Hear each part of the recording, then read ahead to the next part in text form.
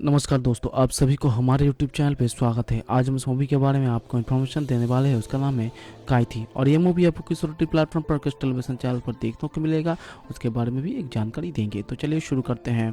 काई थी एक 2019 भारतीय तमिल भाषा की एक्शन थ्रिलर फिल्म है जिसे लोकेश कनगराज ने लिखा और निर्देशित किया गया। यह ड्रीम वॉरियर पिक्चर्स के तहत एस और प्रकाश बाबू और SR प्रभु द्वारा निर्मित और विवेकानंद पिक्चर्स के तहत तिरुपरम विवेक द्वारा सह निर्मित है। इसमें कर्थ प्रमुख भूमिका में है, साथ ही नारायण अर्जुन दास, हरीशा उत्तमन, जॉर्ज मनीष और धीना प्रमुख भूमिका में है। फिल्म में हाल ही में रिहा हुआ एक कैदी अपराधियों के से बचने हुए अपनी बेटी से निकलने के पहले जहरीले पुलिस वालों को अस्पताल ले जाने के लिए समय के विरुद्ध तोड़ लगता है। लोकेश ने शुरू में मागा गाना मरम 2017 की सफलता के बाद 2 स्क्रिप्ट पर काम किया, जिससे उन्होंने व्यापक शोध और कास्टिंग प्रक्रिया के मुद्दों के कारण काम करना बंद कर दिया, जब तक कि वो एक पूर्व कैदी के जीवन के बारे में एक समाचार लेख के साथ नहीं आया। वो शुरू में चाहते थे कि सुमंत अली खान मुख्य भूमिका निभाए, लेकिन लेखन प्रक्रिया के दौरान कार्तिक के मुख्य भूमिका निभाने की मांग की गई, जिसमें बजट की सौंपा पोषाना पैमाना और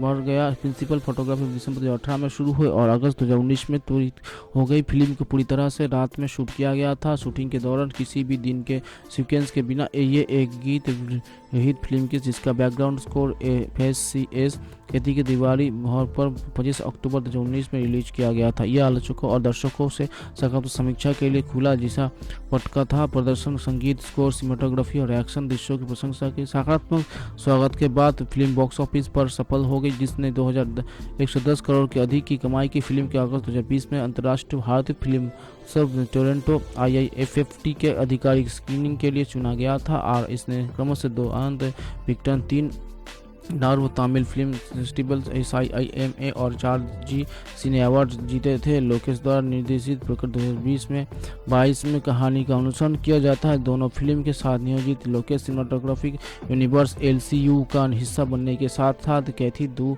नामक सीक्वल भी है। देखभाल करने वाले अमोधा नाम की एक युवा लड़की को चोरी करने के लिए एक महत्वपूर्ण व्यक्ति कल अथानंद में उससे मिलते हैं और वो मतकुलता से प्रतीक्षा करते हैं। इस बीच इंस्पेक्टर विजय और उनकी टीम ने 900 टन कोकीन ले जा रही है। तस्करी बने की कोकरा सिंडिकेट का सरगना अधिकालम तमिलनाडु के मित्री के एक वंचित खतरनाक शख्स अज्ञात रहता। अधिकालम का भाई अब्बू थम्बा 4 का शामिल पुलिस अधिकारियों को पकड़ने और मारने और तस्करी के दबाव को वापस लाने की योजना बना रहे हैं। रिटायरमेंट पार्टी में जहरीले शराब पीने बाद पुलिस अधिकारियों विशेष जो हो जाते हैं। हालांकि विजय दवा पर नशीले पेयों पे प्रवेश किया और मीडिया का ध्यान आकर्षित किया गया, अपने सहयोगों को बचाने का प्रयास किया। बजाय वो एक पूर्व कैदी जिसे संदिग्ध देखने के कारण हिरासत में लिया गया है, जो ट्रैक चला सकता है, जो आश्वस्त करता है कि अगली सुबह वो उसे अपनी बेटी उमुदा से मिलने नहीं देने की धमकी देकर अधिकारियों को जीवन बचाने की उसकी मदद करेगा। पार्टी में मौजूद एक कैथरीन और चमाची को उधर ले गए एक ट्रक की मदद दिल्ली बजाय और कमची बेहोश अधिकारियों को ट्रक में डालने और उन्हें जल्द से जल्द अस्पताल पहुंचने की पूरी कोशिश करते हैं। जब वो पुलिस अधिकारियों को पकड़ने के लिए इनाम के रूप में एक बड़े इनाम की घोषणा करते और अम्बू के गिरोह के गुंडे विजय और उसकी टीम को पकड़ने की कोशिश करते हैं।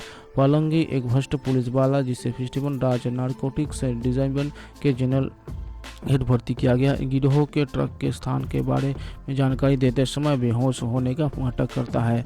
विजय ने कांस्टेबल नेपोलियन और नर्स में ड्राइविंग के कारण हिरासत में लिए गए कॉलेज के छात्रों एक समूह को सभी संभावित विकास बंद करने और अम्बू को गिरफ्तारी का कमिश्नर के कार्यालय के बाहर खतरे में ड्रग्स लेने के लिए प्रभावित नहीं करने और आदिकलम के आदमियों को मुक्त नहीं करने का आदेश दिया। दिल्ली बिजाग और कामची विभिन्न गिरोह से मिलते हैं, लेकिन दिल्ली उनके क्रूरता से देखभाल करती इमारत में बजाय नेपोलियन को पकड़े गए। काली कलम को आदमियों के साथ सौदा करने का निर्देश दिया। नेपोलियन अम्बू नाम के एक आदमी को बताता है जो अपने और छात्रों की सुरक्षा के बदले में कैदियों के रिहा करने के लिए सहमत होता है। आश्चर्यजनक रूप से अम्बू उससे सहमत है। हालांकि विजय को पता चलता है कि आदि कलम खुद अनजाने में पकड़ा गया है और नेपोलियन को सौदा रद्द करने का निर्देश देता है। आदि कलम अम्बू को कमिश्नर को कार्यालय में ले जाने की कोशिश करता है, लेकिन छात्र उसे सुनने से रोकने के लिए जानबूझकर तेज संगीत जो जाते हैं। अम्बू छत पर जत जाता है और इमारत में घुस जाता है, लेकिन छात्र को अम्बू को बस में कर लिया जाता है और बांध दिया। लेकिन दिल्ली और कराची बेहोश अधिकारियों के अस्पताल से एक स्कूल बस में स्थानांतरित करने का प्रबंध करते हैं ताकि वो आयुक्त कार्यालय में यात्रा कर सके। हालांकि वे स्टीव के नेतृत्व में एक बड़े पैमाने पर सशस्त्र गिरोह में आते हैं जिसे अंबू ने दिल्ली और बिजाक दोनों को मारने का आदेश दिया था। उन्होंने बिजाक की पिटाई कर दी। हालांकि दिल्ली ने बिजाक को बचाने हुए और इमारत की आड़े बढ़ते हुए पालफंडी और टीस सहित सभी बदमाशों की मार डाला। राम एक छात्रों को पकड़ने की कामयाब हो जाता है और अंबू के आदेश पर उसे मार डालता है। क्रोधित होकर नेपोलियन ने अंबू को अग्निशामक पत्र से बेहोश कर दिया, जिसमें एक आदि कलम ने शपथ ली कि वो भी मार डालेगा।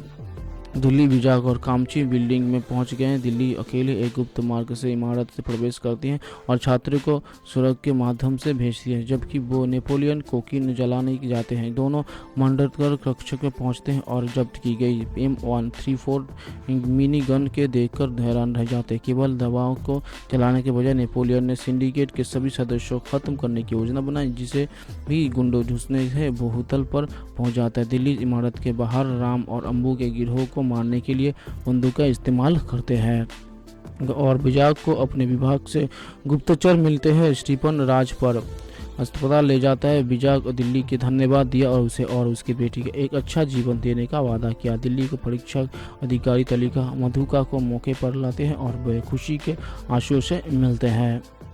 जल के मौके पर गए लोगों से एक अधिकालम को बताता है कि इसका गिरोह से कोई संबंध नहीं था। उनके नुकसान को प्रमुख कारण था। अधिकालम, जो पहले से ही दिल्ली को जानता था, जवाब देता है और कि उसके पास एक लिंक है। अगले दिन दिल्ली अमूधा और कामची दिल्ली के गांव के लिए रवाना होती है। मंदिर के रूप में शेखर शिवाजी के सबसे अच्छे दोस्त, CAC कटनारी आयुक्त कार्यालय के दिल्ली के रूप में राघव, डॉक्टर बिहारी के रूप में गाई विजयवर, अनीता चौधरी। आइटम गीत मनलेना तिवारी में सुनील खान की विशेष उपस्थिति, सुनिया समूरिया गाने में अतिरिक्त अग्रवाल की विशेष उपस्थिति। विषय वस्तु idealbrain.com ने साथ एक साक्षात्कार में राजमौली ने छत्रपति को एक मदर सेंटिमेंट फिल्म के रूप में वर्णित किया, जो उन प्रवासियों के शोध के भी संबंधित हो सकते। भारत में दूर स्थानों के आते ही वो बिना किसी आधिकारिक पहचान के रहते हैं। वो अमेरिका फिल्म को सब स्टार फिर से सामना करने के बारे में सवाल किया गया तो उन्होंने कहा है कि उनके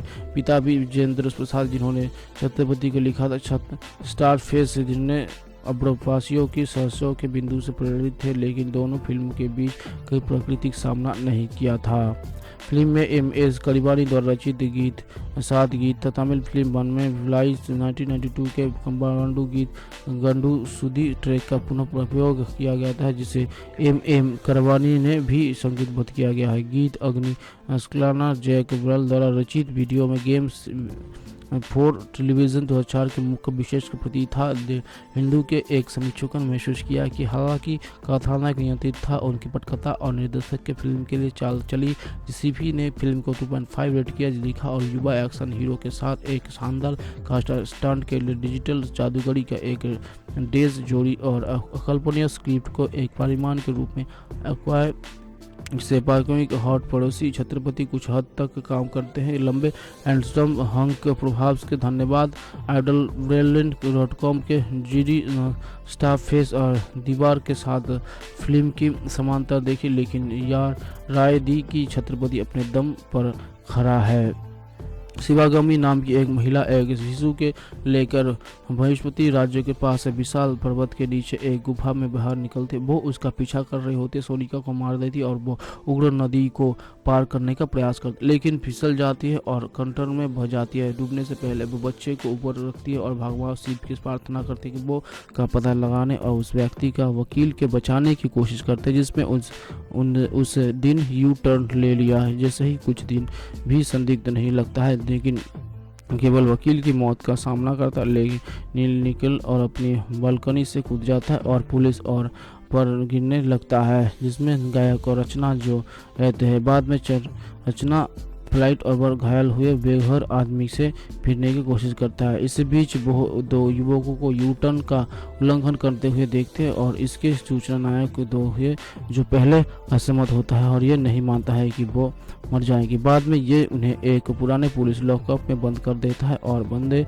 उन्हें बचाने के लिए सीसीटीवी कैमरे के साथ देखता है, लेकिन इनमें से एक जो भूत की तरह व्यवहार करता है उसे वश में कर लेता है और दूसरे से लड़ता है जो मर जाता है। पूर्व नायक की बंदूक चुराना है और चुराता है और खुद को गोली मार लेता है। आदित्य फ्लाईओवर पर घटनाओं के साथ समाचार का लेख देखते हैं। इस बीच वरिष्ठ निरीक्षक चंद्रशेखर ने जांच पूरी होने तक नायक के निलंबित कर दिया है क्योंकि 2 लोगों की पुलिस हिरासत में मौत हो गई।